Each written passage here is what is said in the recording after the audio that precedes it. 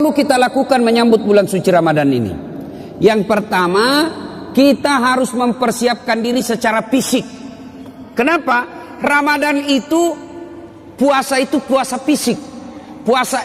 Puasa itu ibadah fisik. Tidak bisa orang puasa kalau sakit. Iya toh? Maka harus persiapkan fisiknya, latihan dulu. Orang kalau main bola kan latihan dulu, bos. Mau main futsal tidak langsung masuk, main bola langsung tidak. Kenapa? Keram kau punya otot, bisa jadi cedera ototnya. Maka ada pemanasannya dulu. Apa pemanasan sebelum masuk bulan suci Ramadan?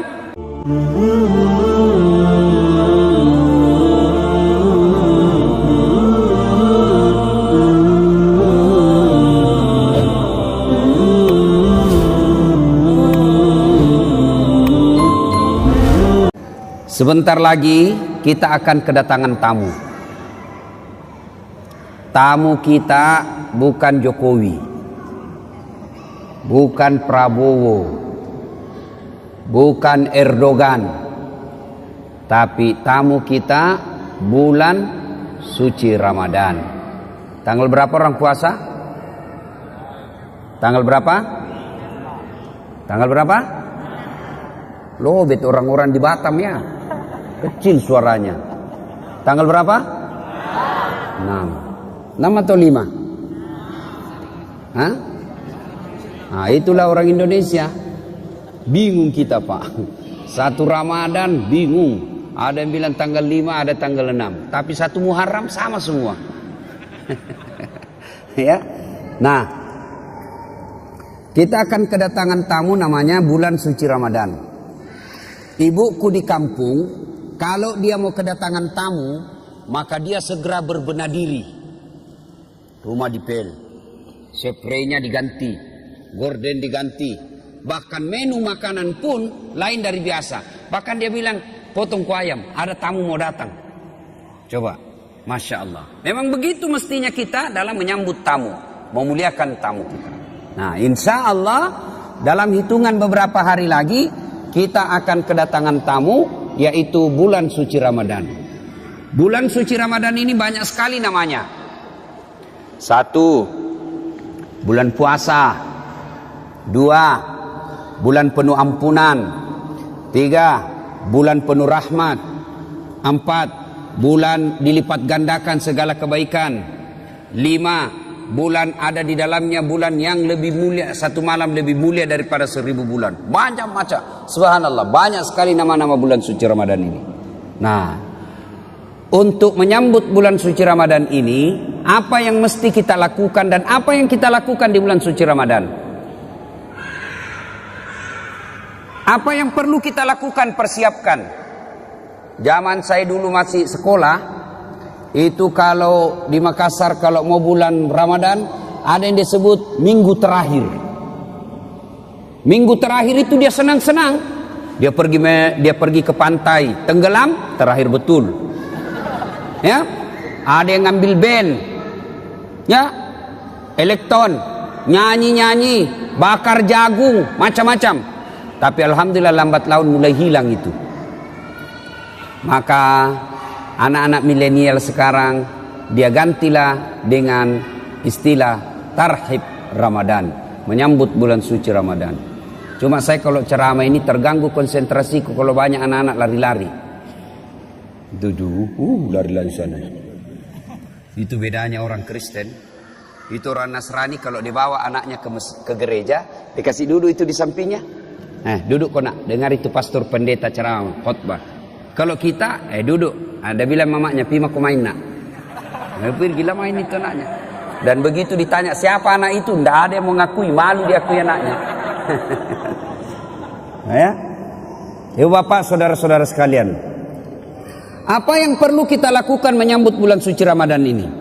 Yang pertama, kita harus mempersiapkan diri secara fisik.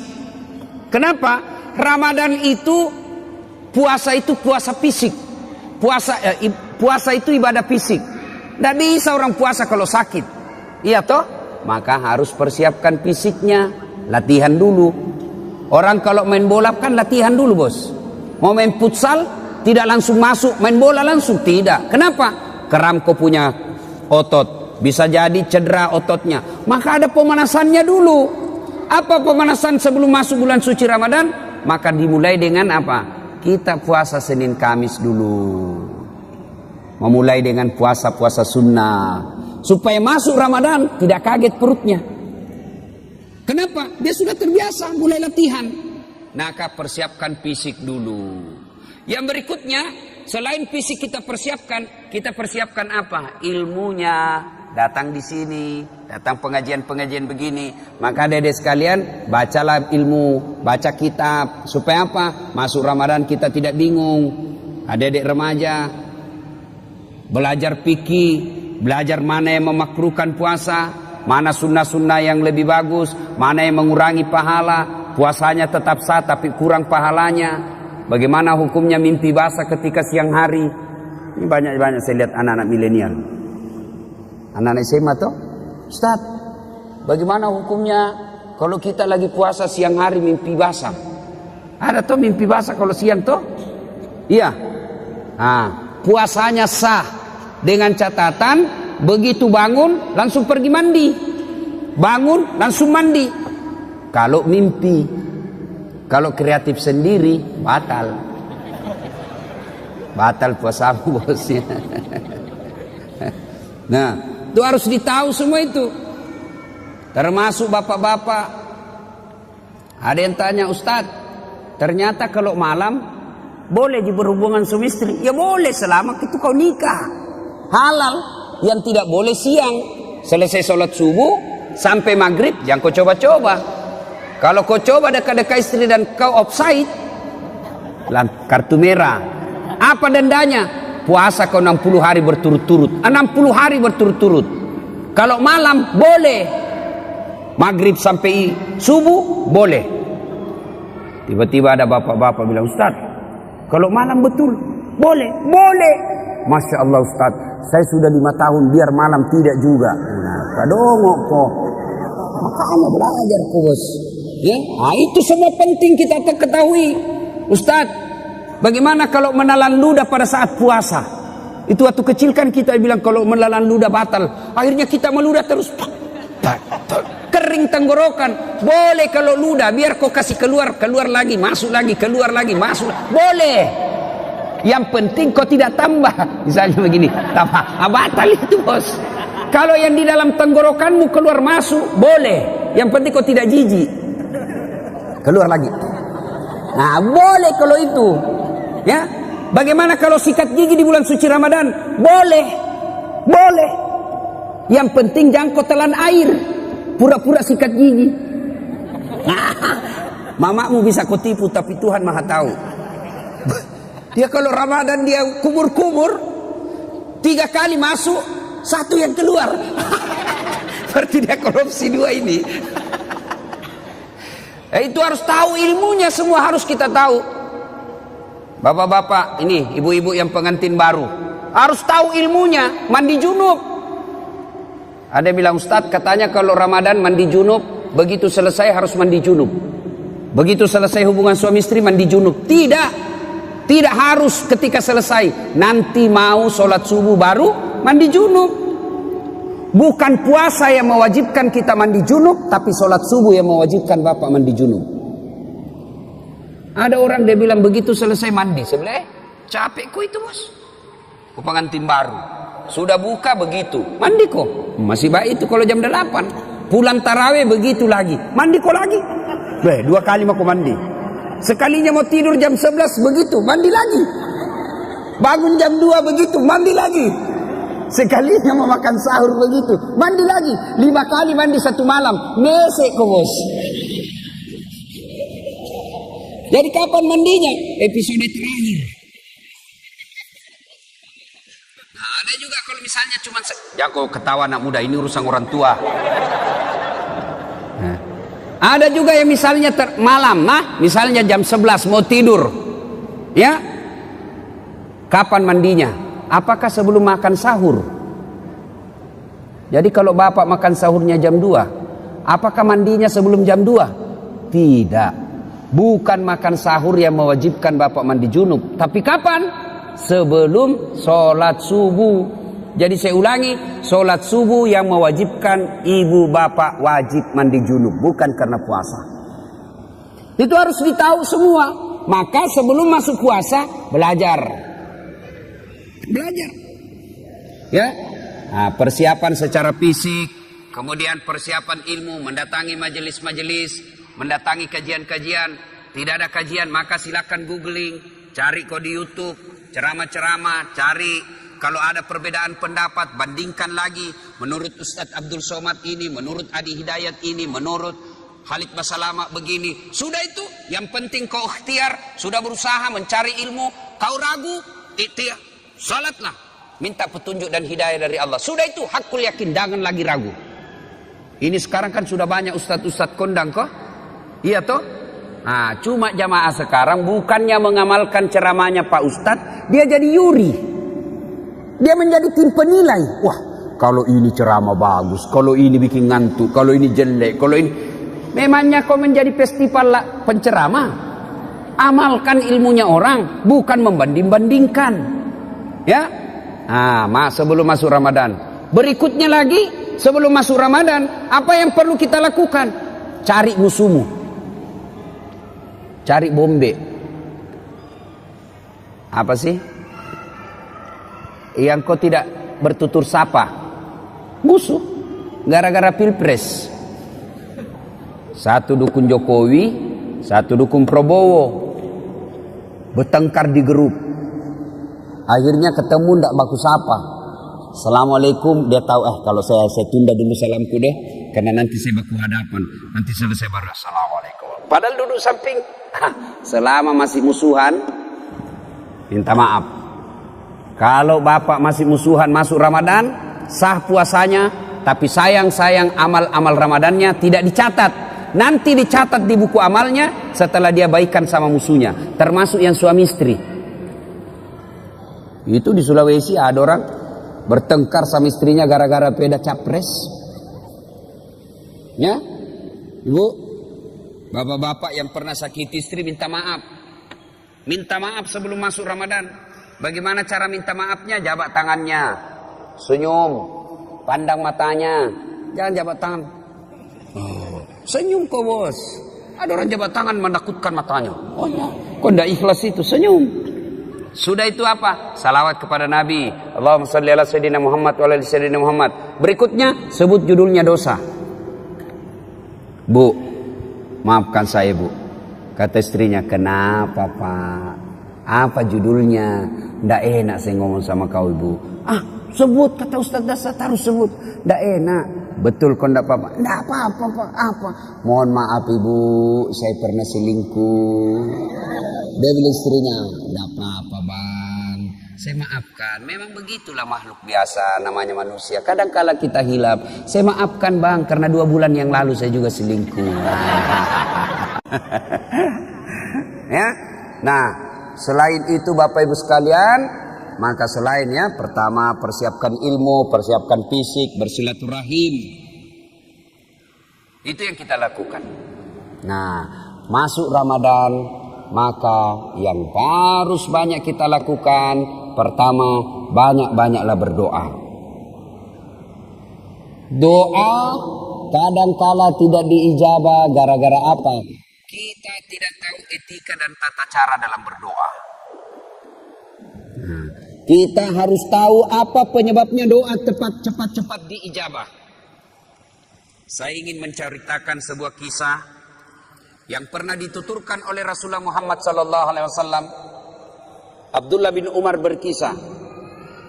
Abdullah bin Umar ini anaknya Umar bin Khattab. Dia bercerita, Abdullah bin Umar, suatu kali kami mendengar Rasulullah SAW berkisah bahwa ada 3 orang pemuda melakukan musafir, perjalanan jauh. Tiba waktu malam, maka mereka mencari penginapan, tidak ada rumah. Maka mereka nginap di dalam gua. Tahu gua? Tahu gua, Dek? Tahu? Itu batu lubang dalam gunung. Masuklah mereka bertiga, karena waktu itu tidak ada hotel. Masuk bertiga. Begitu mereka tidur, bangun. Saat bangun, didapatinya pintu gua sudah tertutup oleh batu. Jadi anggaplah ini, ya anggap ini mulut gua tertutup batu. Mereka bangun, masya Allah. Inna lillahi wa inna ilaihi rajiun. Tertutup pintu. Dia dorong, tidak bisa terbuka. Dorong lagi, tidak bisa terbuka. Akhirnya satu di antara mereka berkata, ayo kita minta pertolongan Allah. Bagaimana caranya? Mari kita berdoa. Majulah orang pertama berdoa. Ya Allah, saya pernah mengurusi ibu saya. Saya bekerja di pasar. Setiap hari, jika masuk waktu siang, waktu duhur, saya balik ke rumah saya dari pasar, jalan kaki berkilo-kilometer. Saya suapi ibu saya makan. Saya tuntun ibu saya makan. Selesai saya beri makan, saya kasih pakaian yang rapi. Lalu saya tuntun sholat duhur. Selesai semuanya, selesai makan, selesai sholat duhur, saya balik lagi ke pasar, mengurus dagangan saya. Tiap hari aku lakukan itu, ya Allah. Ya Allah, sambil dia kenang kebaikannya ini, dia berdoa kepada Allah. Ya Allah, jika mengurus orang tua, melayani ibu saya adalah kebaikan di sisimu, dan engkau merasa pantas membalasnya, maka saya mohon kepadamu ya Allah, kabulkan doaku, bukalah pintu gua ini. Tiba-tiba pintu gua bergerak. Terbuka? Belum, hanya geser sedikit, tapi belum bisa dilalui manusia. Selesai berdoa, dia tunjuk orang kedua. Mas bro, kau lagi berdoa. Maju orang kedua berdoa. Ya Allah, saya pernah mencintai seorang perempuan yang tak lain adalah sepupuku sendiri. Saya sangat menyayanginya. Aku ingin sekali bersamanya. Dan dua satu ketika datanglah perempuan ini meminta tolong kepadaku. Mas, tolonglah saya, pinjami duitmu. Saya butuh sekali duit. Katanya ini anak muda, boleh saya pinjami kamu, tapi dengan catatan temani saya tidur satu malam. Bagaimana caranya? Aku bukan muhrim. Terserah.